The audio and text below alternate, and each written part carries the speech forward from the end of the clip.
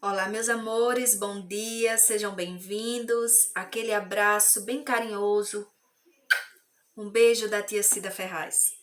O componente curricular Arte hoje traz para vocês o capítulo 5 do livro de vocês.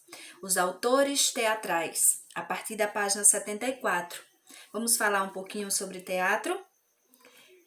Quantas pessoas estão envolvidas na construção de uma peça teatral? Tem autores? Tem atores, tem iluminadores, tem sonoplastas, tem público. Então, são vários os elementos que estão presentes nessa construção dessa peça teatral. Na página 75 do livro de vocês diz assim: o palco e o papel. O teatro e a literatura possuem uma relação muito próxima, tá? Muitas vezes nos esquecemos, mas para além da montagem no palco, o teatro também pode ser uma arte da escrita do texto dramático. Então, o texto é construído, é escrito, e a peça teatral formada para ser posta em prática. Então, o texto e a peça, o texto e o teatro estão ali, juntinhos, tá? O teatro é onde irá dar vida a esse texto, que foi escrito por um autor, claro. Passando para a página 76 do livro de vocês, diz assim: o teatro é uma arte do encontro. Claro, no teatro é uma arte do encontro de muitos profissionais, de muitos elementos. Não existe o teatro com apenas os atores, com apenas o figurino, com apenas o autor. É um conjunto da obra. Todos esses elementos construindo o seu papel, né, na formação de um todo, na formação do grande objetivo, que é essa apresentação teatral. Inclusive, o público também é peça-chave nessa construção. A peça é formulada, é formada, é montada para este público. O texto pode ser criado de diversas maneiras. Existem formas teatrais em que o texto é improvisado pelos atores durante a apresentação, certo? Como é o caso da comédia dell'arte, acho que vocês já ouviram falar, que improvisava o momento, ou seja, a peça pode ser construída de forma improvisada, mas o próprio improviso muitas vezes é pensado alguns elementos para a construção dele, certo? Antes dele acontecer. Mas normalmente se constrói um texto para que assim haja a apresentação. O palco e seus autores. Na página 78, vocês encontrarão grandes nomes, grandes autores, tá? Que na história do teatro mundial foram reconhecidos, tá? Foram muito importantes nessa construção. Nessas duas páginas eu irei dar destaque para Shakespeare e a alma humana e para a brasilidade de Ariano Suassuna. Palavra que define o trabalho de Ariano Suassuna é a mistura, tá? É a palavra que mais caracteriza a sua obra, pois é um caldeirão de informações, certo? Lembrando que nesse caldeirão de sua escrita, gêneros vindos da Europa medieval, como as farsas e os autos religiosos, são temperados por temas de linguagens populares do Nordeste brasileiro. Influenciado também pelo circo, Suassuna usa um humor corrosivo para criticar os desvios de conduta de elementos da nossa sociedade. Já William Shakespeare, tá? E a alma humana.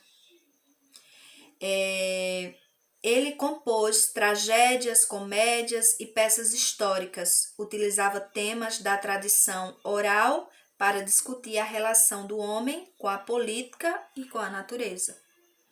Então, vocês podem ler um pouco nessas 2 páginas do que foi o trabalho de grandes artistas. E tivemos como destaque, na aula de hoje, Shakespeare e Ariano Suassuna. Vale muito a pena conhecer o trabalho desses dessas 2 grandes figuras importantíssimas. Passando para a página 80, diz assim: um mesmo texto teatral pode ser encenado de diversas formas.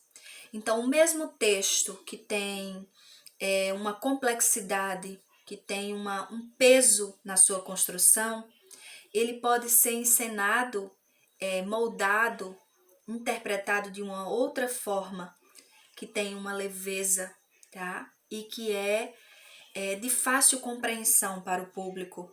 Ou seja, a mesma peça teatral pode ser encenada de diversas formas. Vamos encontrar nas peças teatrais personagens, diálogos, ações. Lembrando que no teatro as ações ela vem sempre após a outra ação. Uma ação desencadeia uma outra ação. Temos aí como exemplo o Auto da Compadecida. Tá? Severino mata outros personagens. Primeira ação. O que faz o palhaço entrar para preparar o cenário para o julgamento. Segunda ação.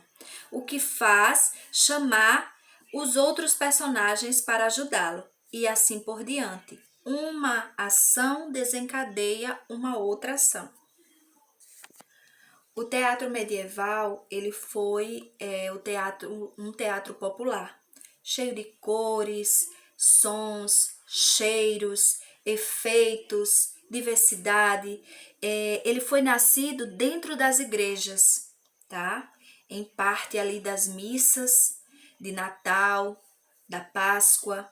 E aí esse teatro que surgiu ali dentro das igrejas, ele ganhou o público quando saiu dessas paredes.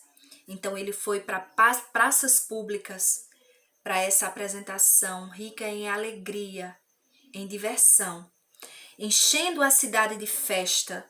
Suas apresentações, sempre sobre temas bíblicos, aconteciam em vários palcos diferentes que apresentavam cenas simultâneas. Vários palcos espalhados pelas praças, pelas ruas, e aí apresentações diversas, enchendo aquele lugar de alegria. Era um teatro ao mesmo tempo solene e cômico. Em momentos o público chorava com as dores de Maria, por exemplo, no palco, né, de Nazaré. Ora, ria com as piadas e acrobacias do demônio, tá? Então, era um teatro que misturava a parte séria com o riso, a parte divertida. Isso fazia esse jogo, essa mistura. Então, meus amores, espero que vocês tenham entendido, né, a proposta do conteúdo. É claro que ao fazer a leitura, ao olhar os detalhes, fazer uma observação geral do conteúdo, muitas coisas que talvez tenha ficado ainda em dúvida, né, as interrogações, ou vocês tenham a curiosidade de aprender mais, fique mais claro após essa leitura. Os vídeos não podem ser muito longos para não se tornarem enfadonhos e vocês desistirem de assistir, não é isso? Então, vale a pena fazer uma leitura bem detalhada e observar com atenção cada detalhe desse conteúdo.